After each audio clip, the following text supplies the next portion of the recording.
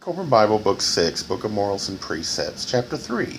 I found this chapter very instructive. NPR 337. Pontus taught the people that every man is his own mother, and they fed him to the crocodiles. Children cannot be told even half the truth, but must be led by childish tales towards understanding.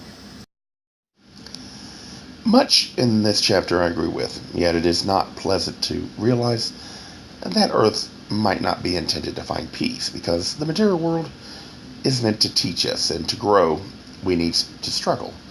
To learn humility, we must make mistakes and deal with the consequences. Many in humanity would reject this claim. I think we should strive toward peace, but I do believe in seeing humanity as individuals. To fail to notice the cycles of human behavior, the rise and fall of humility, like waters hitting the shore in waves, would be to be blind to the lessons of the past. Wisdom to me is understanding history can be learned from, but only to see human behavior, how it repeats, and interpret as best we can why it repeats.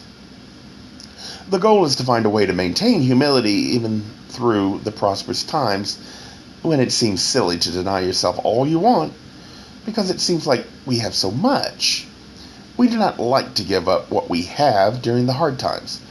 Name one thing that we gained through government that we decided during bad times to end because it would violate a person that their needs will not be met, even when it fails to do what it was meant to do, or in fact, makes things worse.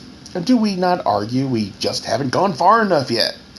We never consider it might be necessary to look back and see if maybe there was wisdom in what was done by the past generations that takes humility and self-awareness. One we have no value for. The other is not pleasant. It requires us to examine what we do and admit our role in the bad things that happen. It is not that we will not make mistakes. It is the arrogance of assuming the past has nothing to teach us.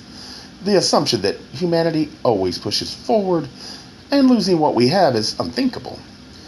Name one religion or even leader that does not offer hope. I remember the story of Pandora's box. I used to wonder if it contained all the evils in the world, and then why was hope in it? Only this year I realized hope can be evil, depending on how we use it. It is only good if you understand that it is just that, a desire for a good outcome.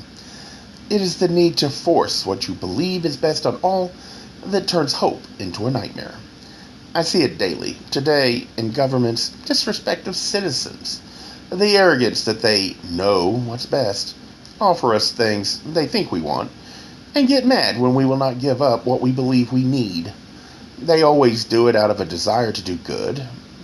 When has the cry for the greater good ever been spoken and it not end in sorrow? Hope is not bad, but it depends on free will, tempered by humility to understand. While you can hope, it does not mean you can disregard free will of others. If it damages others, no matter how much you want it, If it damages others, no matter how much you want it, it might be wise to avoid doing it. What you see as a minor concession could be what others value most of all.